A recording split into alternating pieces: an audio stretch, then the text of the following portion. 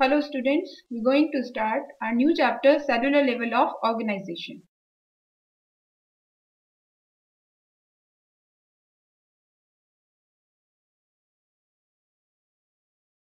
In this chapter, we will study about cell and cell component. We will study about discovery of cell theory, microscope and about microscopy. So in this chapter, we will discuss about cell in detail. So now we going to start chapter cellular level of organization from introduction of.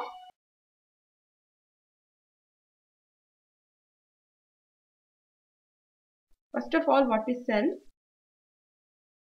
Cell is defined as a unit of biological activity delimited by a differentially permeable membrane and capable of self-reproduction in a medium free of other living systems. Or the other definition of cell is a structural and functional unit of living organism.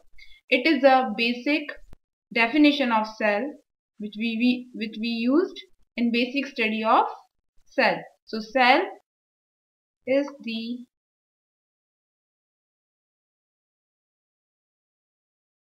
structural and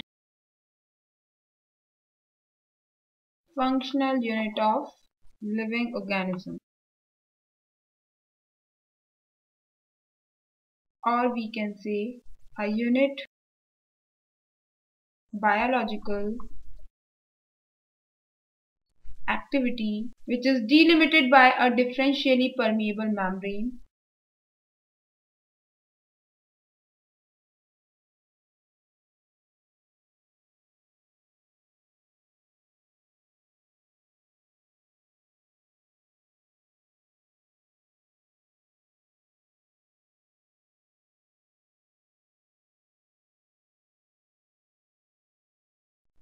and capable of self-reproduction in a medium free of other living system.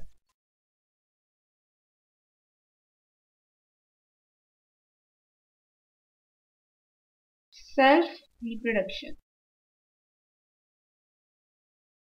So it is the definition of cell, a basic definition of cell by which we can define what is cell. Now we can compare cell to a brick. We can say bricks are used in construction of a building. Just like bricks, cells are used in construction of our body. So our body is made up of cell, just like our body. Any building made up of many number of bricks. So brick is a, we can say, structural unit of building. Just like this building, cell is a structural unit of our body. So we can say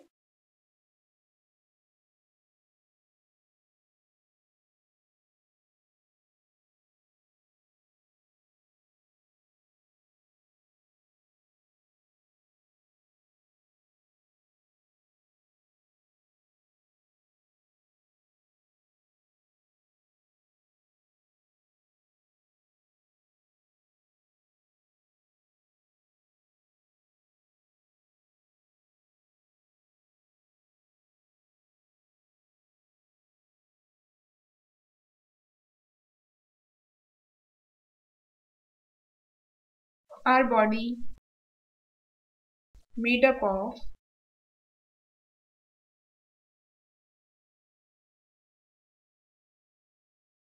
many number of cells. So we can say cell is a structural unit of life. So it is a basic introduction about cell. Now the branch of biology which deals with the study of cell and cell organelles is known as cytology or cell biology.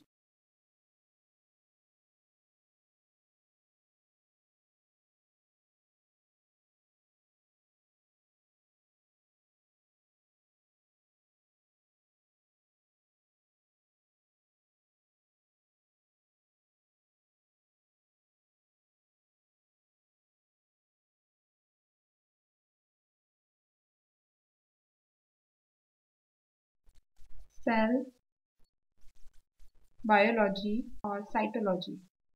Now we have studied the basic information, basic introduction about cell. That what is cell? Cell is a basic structural and functional unit of life, unit of living organisms, because it is responsible for basic functions and basic structure of every living organism. Each and every living organism is made up of cells, whether it is unicellular organism or multicellular organism. So it is all about basic introduction of cell. Now we will study and we will discuss about discovery of cell.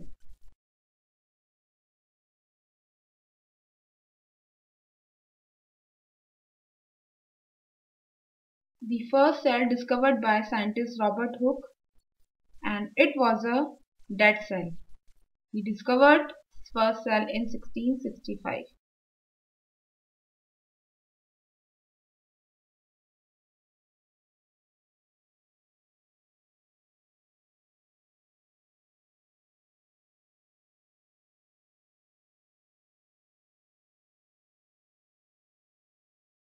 In year 1660, Robert Hooke discovered first cell in piece of cork under a microscope.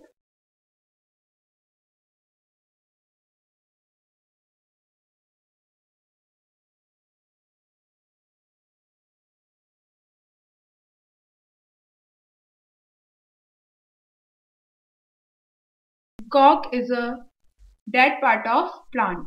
We can say it is a dead tissue of plant. So it is all about first discovery of cell. Then now we come on first discovery of first living cell, and the discovery of first living cell was occurred in 1674 by Anton von Leeuwenhoek. So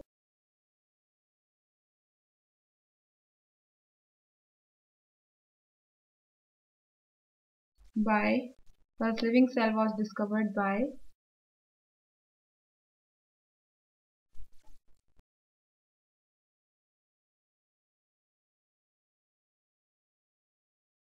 and in year 1674, and it was a one cell structure of bacteria. Leeuwenhoek had seen, and he had seen first cell in pond water. So it is all about discovery of first living cell. Now after discovery of cell, we will start next and very important part of very important part of cell history, that is cell theory.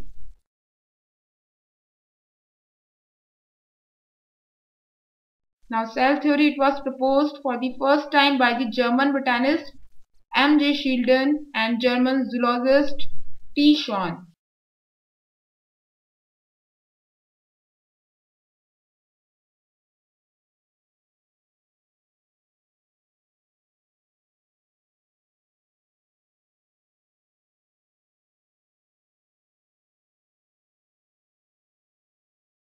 He was German botanist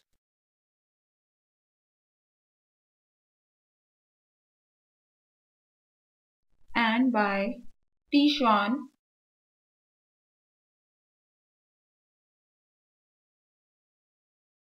and he was a German zoologist. Cell theory was proposed in year 1838 to 1839.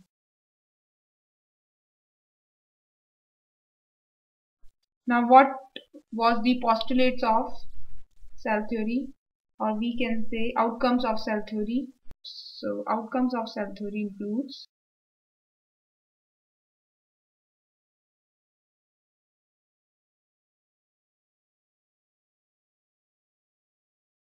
first outcome, a cell is the basic unit of life.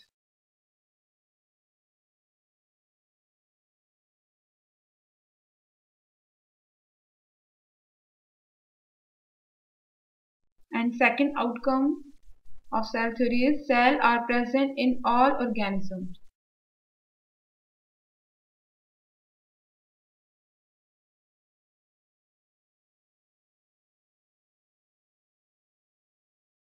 But after some time, a scientist named as Rudolf Virchow added some more points in cell theory, and cell theory was converted into modern cell theory. So modern, we can say, cell theory expanded by Rudolf Virchow, scientist, and he is responsible to convert cell theory into modern cell theory. Now we will discuss the postulates of modern cell theory. Modern cell theory, also called as cell principle or cell doctrine. So now modern cell theory, we will discuss postulate of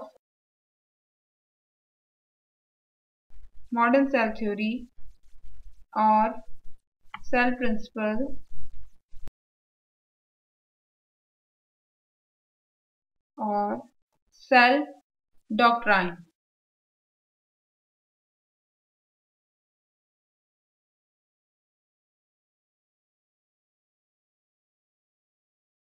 Now modern cell theory states first point, all organisms are made up of cells, which is according to cell theory, or we can say old cell theory. All organisms are made up of cell. Cell does not arise de novo. It is now statement which is aided by Rudolf Virchow, in which, that is, cell does not arise de novo, and de novo means spontaneous, or we can say automatic, but cells arise from pre-existing cells.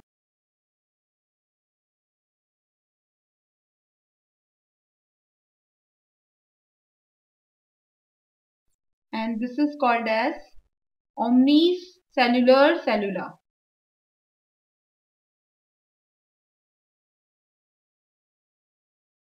So according to Rudolf Virchow, cell does not arise de novo. It means cell does not arise spontaneous or automatic. Cell arise from pre-existing cell, which is called as omnicellular cellula. Now this point was aided by Rudolf Virchow. Next point, cells contain hereditary material. It is the third point of cell doctrine, that cell contain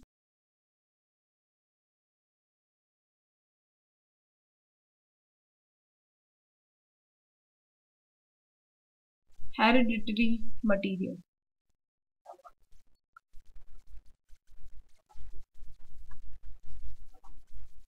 Usually containing a nucleus or nuclear material along with some organelles.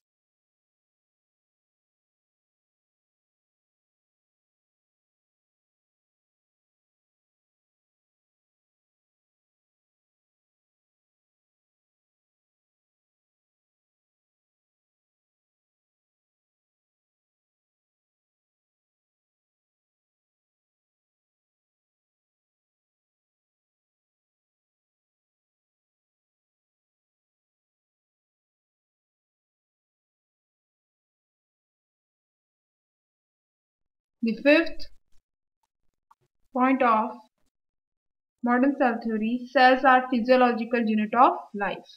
It means we have studied in introduction of cell that cell is structural and functional unit of life. Now one more point is added in this introduction, that cells are physiological unit of life. It means cell regulate physiology of living organism. Now sixth point, each cell is capable of maintaining its vitality independently.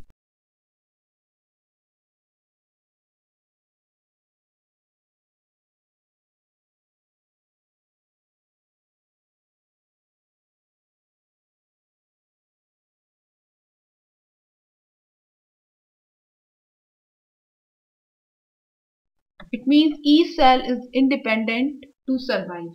Each cell has its own enzyme system, its own metabolic system, and it is able to survive independently. It is able to be vital independently, because each cell has its own metabolic system. So it is all about introduction of cell, discovery of cell theory, and outcomes of cell theory.